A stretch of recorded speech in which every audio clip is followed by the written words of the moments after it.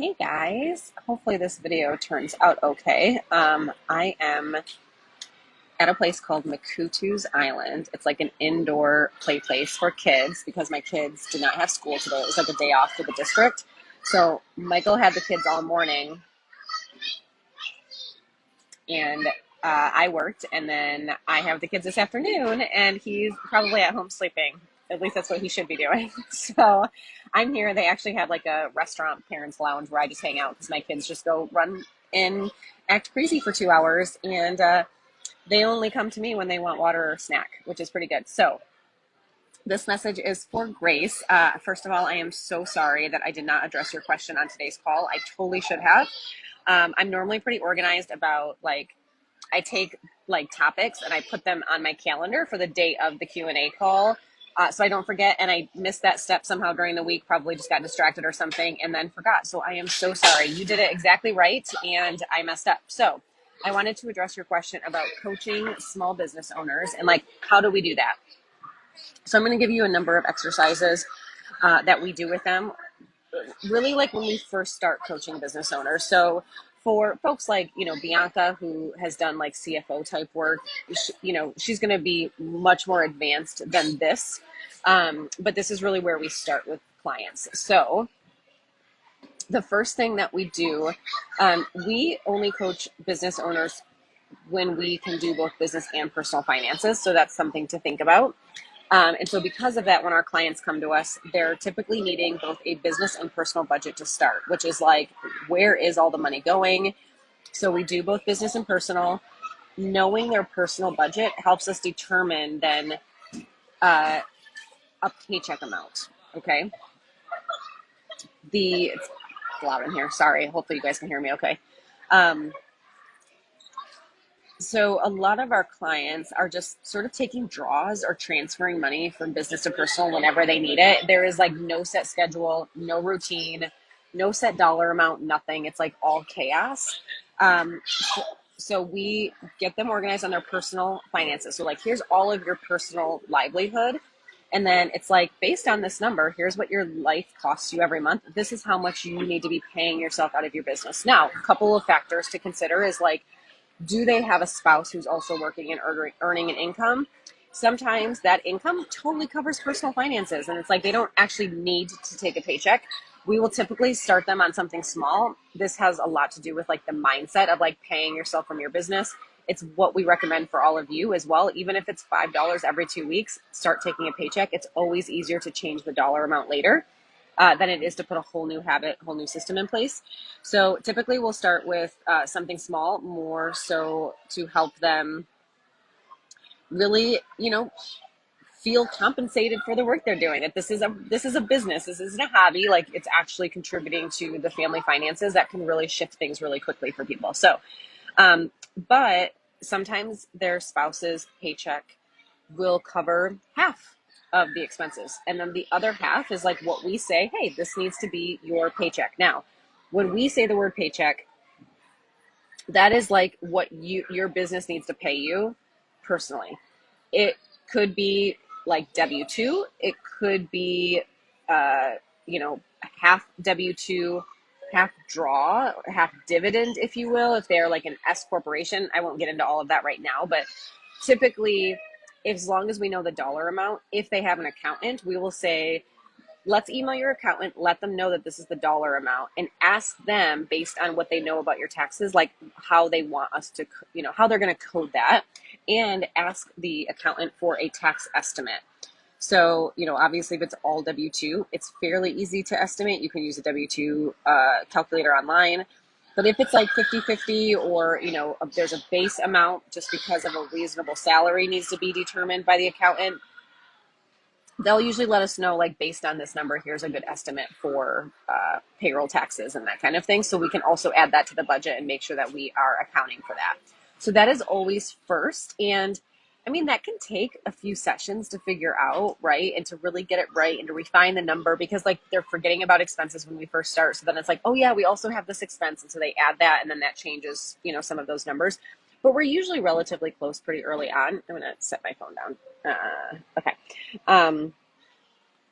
And then Once we do that, I've got a list here. Got a lot going on here. Okay.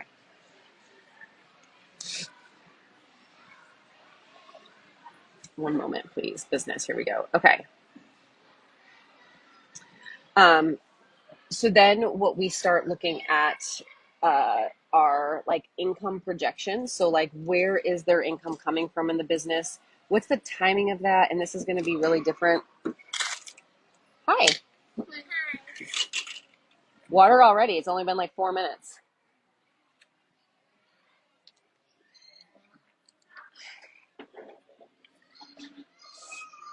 You guys having fun? You want to say hi to my friends, Alex? You don't want to. Sorry, guys. He doesn't want to say hi to you. You don't have to. It's okay. All right, go play. Go run. Oh, now you want to? So we really look at like, where is their income coming from in the business? Is it project based work? Is it retainer? So it's pretty consistent. We look at what the income is like and whether or not that covers the business expenses.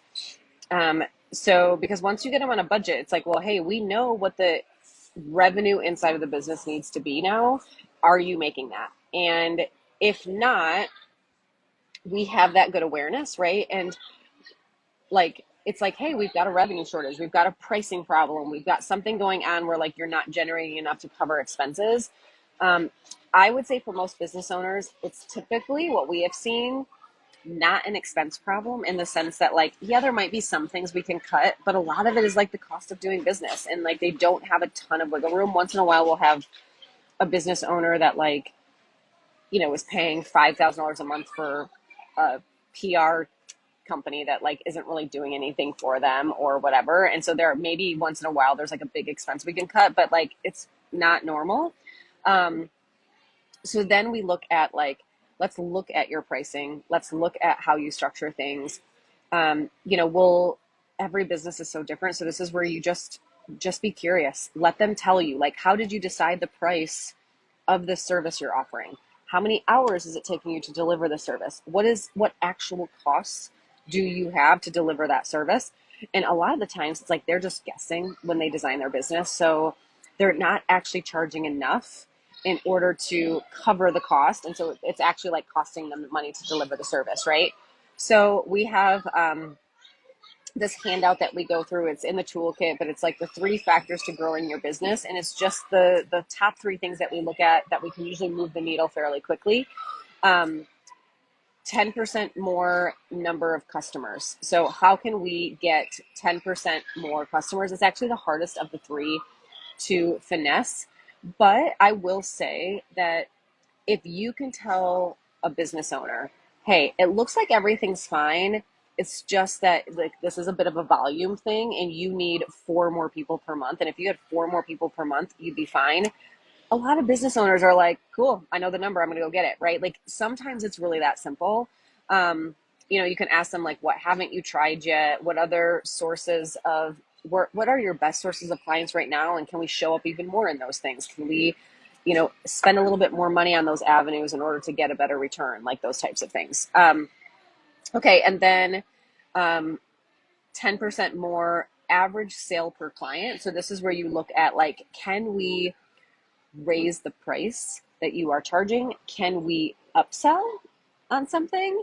So like depending on the business, it's like, can we get them to add one more thing to their cart when they check out? Can we get them to add like a VIP option to a program or something like that? Like how can we like elevate the service just a little bit more? Can we, if someone's offering a 4-month something, like, can we make it 6 months and raise the price more than what you would if, you were just to add 2 more months to it? So like, can we tie that to also a price increase sort of thing? And how can we do that without, sorry, I'm just struggling here on like how to get organized here. Okay. How can we do that without discounting prices, essentially like add more value and add the pricing at the same time, right? So you're making more money. The last one is the 10% more frequency of purchases. So this one is oftentimes the simplest of the three. So you can look at like how often is their customer buying from them. It's a lot easier if it's a transaction type of business. Can you add one more thing that those clients are going to want to buy from you? Can you nurture them at the right time? So this is where it's like a photographer who, you know, is really busy for like holiday photos, but then like not other times. It's like, how could you create a package where they get a holiday photo and then also a mid-year summer photo, and it's like a bundle? Like, in other words, it's like that person is buying from you more often, right? Can you send emails at certain times in order to trigger those purchases? Are you asking for the sale more often?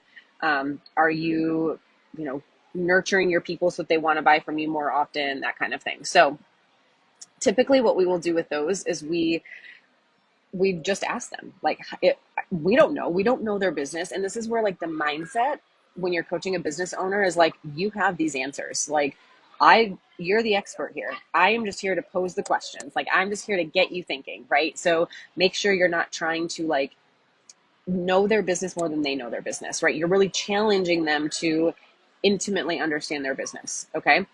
The other thing that we do with business owners is that I think is really valuable is it's kind of like the concept of a dream budget. So if you ever have a client, like, just put together like, what would your dream life look like and what would that cost? Like, let's just dream. Like, do you want to have 4 homes? Do you want to be traveling, you know, and doing first class everywhere you go? One client, when I did a dream exercise, she was like, you know, I've always wanted to have horses. She's like, and that would be like this, I would need a house with enough property where I could have, you know, space for the horses. And then I wouldn't want to like necessarily take care of the horses every morning. I just want to like be able to appreciate them and enjoy them. So I have to hire somebody. And like, we literally just had fun, like dreaming about what that would look like and like what that would cost and that kind of thing. And so you're doing something similar with business owners. So we always say, like, here's your current budget. Here's your current expenses. This is kind of like your overhead, right? This is your break even. Okay. So we know how much you need to make every month in order to break even. What would you love for your business to look like? Would you like to have another employee? Would you like to have more money going to growth and development? Would you like to have more money to spend on equipment so you're not waiting until something completely dies, but you're like able to upgrade more often, right? Like, those are the types of things we're thinking about when it comes to like your dream business. Would you like to have a bigger office space? Would you like to have more vehicles? Like, I have a guy who's like an AC guy. He repairs ACs. And so they have like these vans. And so he's like, oh, they're just like, I would just like to be able to replace the vans more frequently as opposed to like waiting until they die and they look clunky and like all that kind of stuff. So what we do is we call it your stretch break even, or like your dream break even. Like, what would business cost you to run it in sort of like a dream state? Like, would you like to have a tech person on your team? Would you like to have a payroll person, like an HR person? So would you like to have a manager so they manage all your techs, right? Like, that was what the AC guy was like. You know, I just want to have somebody like to manage all of the techs so that there's one person who's, you know, getting all the questions instead of me. So you're really just helping them to think through the numbers. And what that does is it's like, here's your new break even. So let's say a business owner right now needs to make $10,000 a month to break even, and their new break even is $20,000. Okay, mind you, this is like the dream. The idea is to then say, like, okay, so how would we generate $20,000 in revenue a month? Like, if that was our goal, if we want this dream, how would we do that? And one thing that you can do that really helps for a lot of our business owners, because sometimes that feels like a huge stretch because it's oftentimes just them or like a really small team. And they're like, well, a lot of business owners have this mindset of, in order to make more money, I have to work harder, and I can't work any harder than I'm already working. And it feels exhausting, right? So then it's like, what are some of the things we can do that don't involve you? How can we leverage your time and expertise better? What are some ways that we can scale? Like, what ideas do you have for that? And how can we create just a portion of these changes? Like, maybe we don't need to go from 10,000 a month to 20. Like, you can actually look at that dream break even and say, how can, like, what parts of these feel most urgent to you? Like, which ones would be the biggest time savers, or would really make you like love your business so much more the sooner you did it, kind of thing. Like, really focus on a couple of them as opposed to the entire picture, and say, okay, now that's like 12.5. Okay, how can we generate $2,500 more in revenue, right? Because we can actually start to see that we're getting closer to it, even if we're not fully there with the dream. And this is, I really want to challenge you guys when you do this kind of stuff with individual clients, but also business owners, is spend more time talking about the vision and helping them to see it more clearly before you dive into the numbers. Okay. So I will have an entire hour-long conversation with a business owner on like, what would that feel like? What would it look like? What would you like what would the experience be like for clients? Like all of that. And what happens is once they can start to see it and feel it with more clarity, they get more excited about knowing the numbers, right? So we might have a whole session or two where we're not talking numbers, but then it starts to feel more complete. Like the vision is now complete. Then I say, okay, you ready to dive in and start attaching some numbers to this stuff, right? And they're like, yeah, let's do it, So do that. It's actually more important to get them bought into like why we're talking about the numbers is just to ask a lot of questions about, what it is they're seeing, what would they love for it to look like, what would they love for it to feel like, why would that be so helpful for them, what kinds of things would they be doing with their day if they had more people on their team, and all of that. Okay. I also think another thing you can help business owners with is really just creating some like trackers we call it our success tracker on our team, but it's like the metrics we want to track throughout the year to move the needle. And this is where you'll probably get a little bit more into like business coaching, but that's okay. I think that's one of the reasons we can charge so much more for business clients, is because we're helping you with so many different areas. But really asking like, what are the 3 big goals you have for the year? What are the metrics you're going to use to measure and track those? Help them create a spreadsheet for it, because chances are they don't know how to do that or don't want to, or it feels like, we can probably whip it together pretty quickly where they can't, but you could do it right during a session with them, right? And make them really excited about tracking their metrics and their numbers and that kind of thing. Like, this is built just for you. Like, this is yours. Like, they will feel very excited about that. It'll feel very customized for them and they'll really like it. I think that's like the main things. I don't want to give you too many because I, don't want to overwhelm you, but hopefully that helps. I'm trying to think of like what else we do initially with business owners. Those are probably the main things I would say. Yeah. I mean, there's always a conversation around like, what role do you see your business playing in your personal life? So like, is it adding to your life right now? Is it, taking away from your life because you're burnt out and working too much? Like those types of things. I think it will help you to know, helps you to know the kind of energy the business owner has when it comes to talking about the business, which can be really important. Sometimes they get really stressed out and burnt out and they feel like they're in a crisis situation or it's chaos all the time. And like, you can pick up on that, and it's not about you. It's just that their business stresses them out. And so having conversations around, how can we make this look better for you? How could this feel better? Like, what would you love for it to be? They can just get really stuck. They can get really stuck, and we can help them sort of like baby steps, not just financially, but to like free up their time, really think about the business in a way that like they can feel proud of and actually enjoy it. So yeah, I hope that helps. Let me know what you think. I am happy to dive in deeper on any of these things. So let me know. Okay.